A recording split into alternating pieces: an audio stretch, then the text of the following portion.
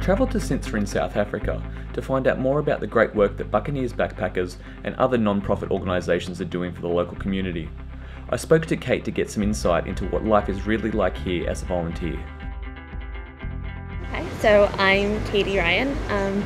Right now I'm the school coordinator here for Volunteer Africa 32 Degrees South for their Wild Coast school projects. So currently we're working at 2 schools, at Cintsa East and also the Beluga Farm School. But I'm also a coordinator for international student volunteers, and I do impact projects that work with BA32. Then we head over to the school. So today we worked at Cintsa East and we're working in the green machine, so we have to bring the laptops with us and the mouses and everything, and headphones as well. And after we do that, we start setting all the computers up. So normally this goes really well. Sometimes you have little issues if the server's not working or electricity suddenly is non-existent. So you always have to kind of prep what can we do if that happens. So in Beluga School in particular, they tend to lose electricity. So we always have backup electricity slips in case so we can continue on with their lessons. Another day just started pouring rain and the children decided most of them weren't coming to school. So instead we did one-on-one work with them in the classroom, that we were practicing coloring or we were reading books with them. So it changes. Basically we do continue the school program with computer literacy though. That's our main focus.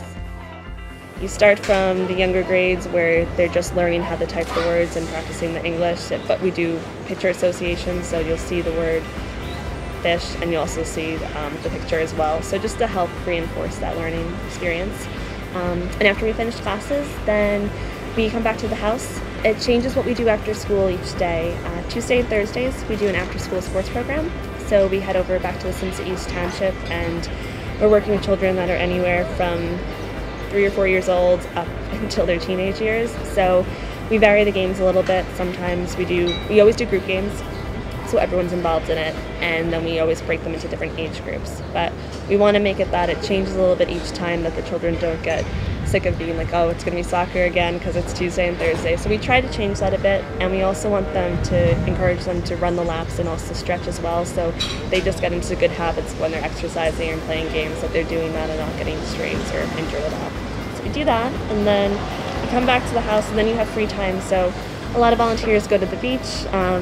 They come to the restaurants and walk around and stuff, but it's a really nice environment. And then weekends we actually have free time as well, so if you ask Karen in the office, she helps make arrangements for local game reserves. You can go see the cheetahs or go on a safari. And then Buccaneers also has their surf school, the horseback riding. You can arrange visits to go see Mama Tofu out in Lalu village, which is really neat, and she's so fascinating, so really enjoyed that. Yeah, so it's a little bit of a downtime and relaxing from weekends, but it's nice, so then you can kind of regroup again, plan for the next week and what you're doing for your assignments. Him and one of his friends I think they were at Barefoot actually, they're just hanging out and they were trying to think of what else could we do, and this idea of what if we just had this mobile transport that brought the computers everywhere. And then it kind of started expanding, like, okay, well, how can we do that? How would that work? And like, what if we just get one of those, overland vehicles and we just tear the whole thing apart, and what else can we do after that?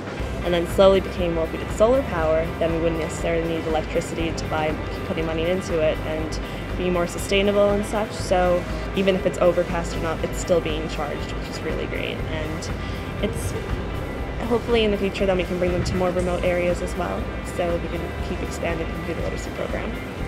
At the orphanage, we go there on Wednesdays, and we're there for about an hour and a half or so, and this lady, Di Leahy, started the Green Sleeves program, and she takes in, right now she currently has 30 orphans there. Some of them go from a couple days old till the teenager stage, because they've stayed there so long, and what she does is that she nurtures them right from the beginning, when it's taking them in, giving them clothes and giving them a bath, to making sure that they're going to school and they're interacting with people, and a lot of them are trauma cases. So it's a lot to work with, and she relies on lots of volunteers. So what Mike did was he started a partnership with her that the BA32 volunteers go there once a week, and we just play with the children, whether it's doing sports and games outside, or we're coloring with them inside, or reading books with them, or even helping them with homework. It's just to give them something to do and to interact with more volunteers and such. So the volunteers really enjoy it, and no one does really want to leave. And after an hour and a half, everyone's like, oh, when do we come back again? So go to our website at www.volunteerafrica.co.za, and there you can do the inquiries and just contact us, and we'll email you back straight away. Hallelujah.